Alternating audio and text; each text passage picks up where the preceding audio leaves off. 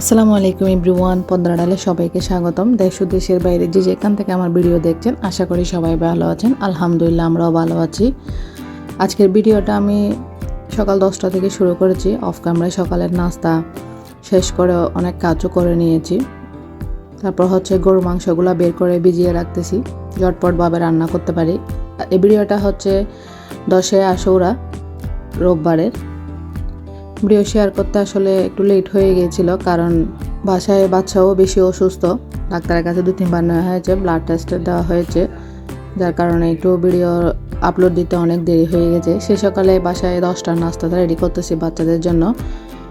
Beef দিয়ে noodles বানিয়ে নিচ্ছি।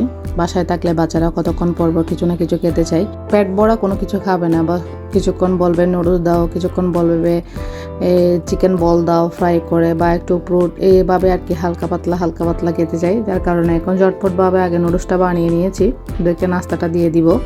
পাশে ডিম সিদ্ধ দিয়ে দিয়েছি। নাস্তা করে প্রায় আধা ঘন্টা পর আপনাদের সাথে ফিরে এসেছি। গরু মাংসগুলো ছুঁড়েও গিয়েছিল, এখন কেটে সুন্দর করে ধুয়ে পরিষ্কার করে নিয়েছি। সেই সাথে মুরগি এগুলো ধুয়ে নিয়েছি। এগুলো দেশি মুরগি, ধুয়ে সুন্দর করে আমি সুতা দিয়ে একদম বেঁধে রেখেছি, কারণ এভাবে এই শেপটা দিলে না, এভাবে বেঁধে দিলে তেলে যখন ফ্রাই করব তখন আর খুলে যাবে না, এভাবে থেকে যাবে। জানি না কোথাও এভাবে পালন করা হয় কিনা। চট্টগ্রামে সবার বাসায় মুহররমের দিন এইভাবে বানানো হয়। দুরুসকোলা, ফুলাবাদ, গরুর মাংস, ডিম বোনা। এটা চট্টগ্রামের একটা ট্রেডিশন। আশুরার দিনে সবাই বাসায় বানায়। তো আমরাও আমার মা থেকে শিখেছি, আমার মারা তার মা থেকে শিখেছে, দাদি নানি থেকে দেখে দেখে এভাবে হয়তো যুগ যুগ ধরে চলে এসেছে। তো আমিও এভাবে, যেহেতু ছোটোবেলা থেকে মাকে দেখেছি বানাতে, তো আমিও বানিয়ে নিচ্ছি বাচ্চাদের জন্য। চিকেনগুলো আমি সুতা দিয়ে একদম ভালো করে বেঁধে নিয়েছি পরিষ্কার করার পর। এবার আদা, রসুন, পেঁয়াজ, লবণ, হলুদ, মরিচের গুঁড়া, জিরার গুঁড়া, ধনিয়ার গুঁড়া দিয়ে হালকা তেল দিয়ে সবগুলো মেখে নেব। মেখে হালকা পানি দিয়ে চুলায় বসিয়ে দেব, যেন সিদ্ধ হয়ে যায়। বেশিক্ষণ সিদ্ধ করব না, এই টুপিট করে 5 মিনিট মতো সিদ্ধ করব।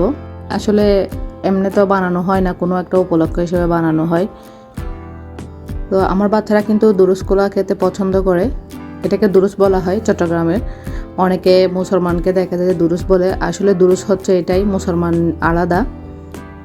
তো কথা বলতে বলতে আমার রেডি হয়ে গেছে চিকেন, সেই সাথে চুলাও বসিয়ে দিচ্ছি। এখানে চিকেনগুলো সিদ্ধ হয়ে গেছে, 2-5 মিনিট মতো আমি সিদ্ধ করেছি এপাশ। এখন প্লেটে নিয়ে নিব। চিকেনগুলো আমি প্লেটে নিয়ে নিয়েছি। এখন কিভাবে আমি রেডি করতেছি আপনাদের সাথে শেয়ার করতেছি। আসলে সব কিছু ডিটেলসে দেখাতে গেলে অনেক সময় লাগে ভিডিওতে, আর কাজেরও সময় অনেক লাগে। অফ ক্যামেরা ঝটপটভাবে যেভাবে কাজ করা হয়, কিন্তু ভিডিও অন করে ওভাবে কাজ করতে পারি না। তো আমি এখানে আদা রসুন বাটা, হালকা পেঁয়াজ বাটা নিয়েছি, মরিচের গুঁড়া, হালকা জিরে গুঁড়া, সয়াবিন তেল দিয়ে ভালো করে মেখে নিয়েছি। এবার চিকেনগুলোকে আমি ভালো করে ম্যারিনেট করে নেবো উপরে এইভাবে। কেন এভাবে লাগিয়ে নিলে কী হয়, যখন আমি তেলে ফ্রাই করবো ড্রাই জিনিসটা হবে না, ভিতরে জুসি থাকবে।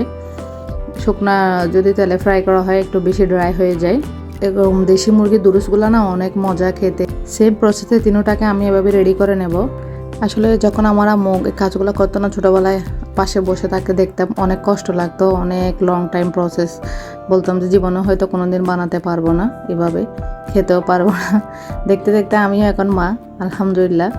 তো সন্তানদের জন্য বানাচ্ছি এবং শিখেও গেছি, জানি না কিভাবে শিখে গেছি মায়ের কাজগুলা দেখতে দেখতে। চিকেন থিংটা ম্যারিনেট করে নিয়েছি আমি।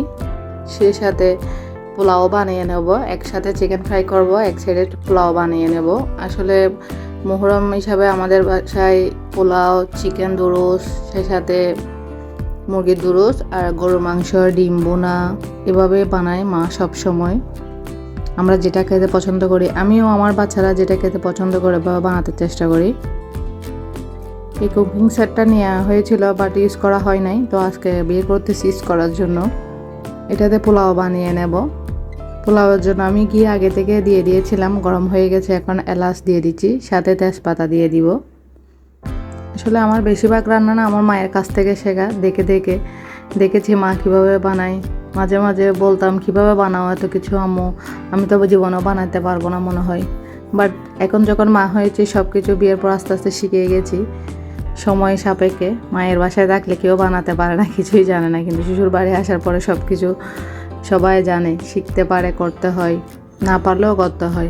তো কথা বলতে বলতে আমি পোলাওটা রেডি করে নিচ্ছি। আমি চুরিং করা চাউল দিয়ে পোলাওটা বানিয়ে নিচ্ছি। দেখুন মাশাআল্লাহ পোলাও রেডি হয়ে এসেছে। এখন আমি উপরে ঘিটা দিয়ে দমে রেখে দেবো 5 মিনিটের জন্য।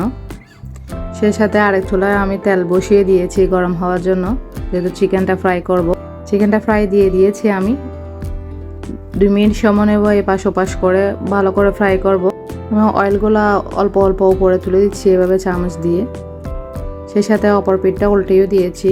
মাশাআল্লাহ সুন্দর একটা কালারও এসে গেছে। এক পাশ হয়ে এসেছে, এখন আর এক পাশ হবে। একই প্রসেসে আমি তিনটা রেডি করে নেব। দেখুন মাশাআল্লাহ আমার একটা রেডি হয়ে গেছে দুরুস।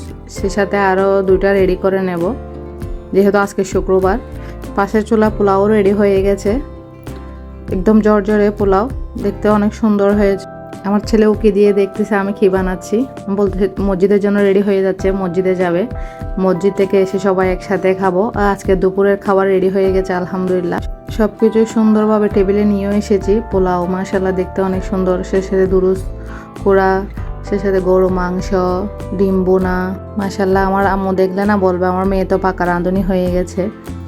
আলহামদুলিল্লাহ সব রেডি, এখন আমার ছেলে মেয়েরা বসেও গেছে।